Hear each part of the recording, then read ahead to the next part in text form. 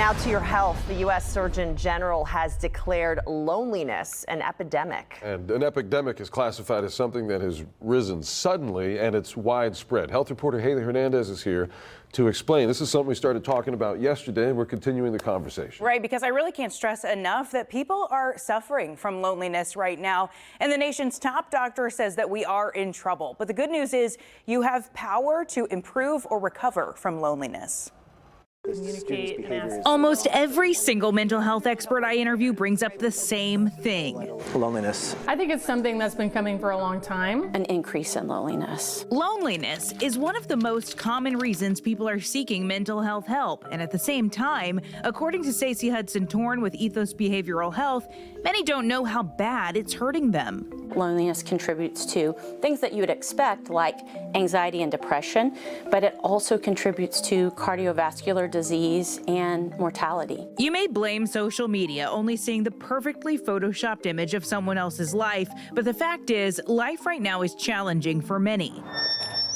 Trish Soybell from Katy says her kids have grown and left home, so keeping social circles takes effort. I think COVID as well brought about a lot of loneliness for people. Have you ever experienced loneliness before? I think we all have at some point in our life. Loneliness, just not having any of that connection that you expect to have. Years ago, loneliness was associated with the elderly. Living alone, isolated from loved ones, they were a prime pick for the harsh reality of feeling lonely. But now, 40% of the country, down to age 12, experience feelings of loneliness. In fact, new data shows that loneliness can peak at ages 12 to 14. The good news is it tends to improve as young people move towards later adolescence and young adulthood, but we do see those statistics increasing often over 50. Contributing factors would be change in vocational careers, moving out of the season of parenting or being involved in organizations that are around family or children. The U.S. Surgeon General calls loneliness an epidemic that can, quote, increase the risk for premature death to levels comparable to smoking daily. He's created a plan to help, including strengthening social infrastructure like adding parks, libraries, and playgrounds, accessible public transportation, or paid family leave for more time to bond with community and families, and reforming digital environments that detract from connection with others. I would say the antidote to loneliness is connection, whether it's volunteering or reaching out to an old friend or trying to make a new friend. But the more chances that we have and diversity of social connectedness, then the better chance we have for those things to land. To find those connections, Soybell uses an app to meet new friends. The app she uses is called Wiser.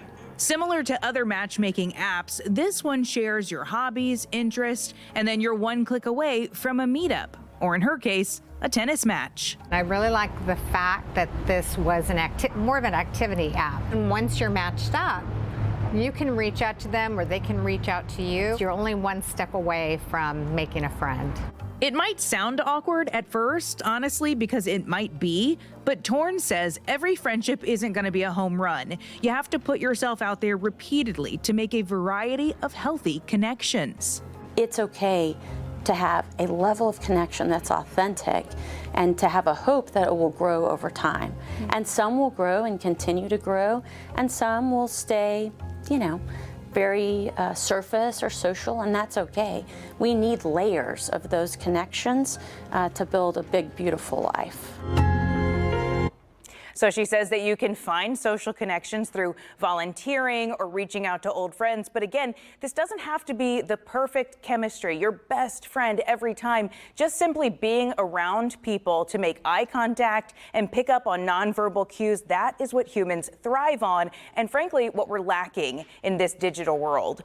Now, the women who created that app I was just mentioning, the Wiser app, they're going to be joining me live at 9:30 on the KPRC2 Plus live stream. I want you to hear what they have to say about how they're helping people across the country stay safe, make connections, but also they've actually partnered with Harris County, and they're working with the county on ways to combat isolation here. So it's pretty interesting. Yeah. I would add one more thing to it, which is just look to your neighborhood. Look to your next door neighbor or somebody down the street. That's interesting that you say that, because when I was researching this, there is some research saying 54% of people wish they had a better relationship with your neighbor. So talk to your neighbors, because chances are they feel the same way you do, but everybody feels a little awkward to just like talk to a stranger now, you know? It's okay. You meet the first time and then you find yourselves hollering down the street. Hey, Mr. Kenny, how you doing? Okay, good. Are you having a good day? Yeah, me too. Okay. Reciprocate it, because my husband says I come off strong. So I'll be like, oh, hi, welcome to the neighborhood. Do you want my phone number? Like, I'll bring in your couch if you ever want it. You bring him a cake? No, I just can't stop talking. It's like a nervous talk, but I also,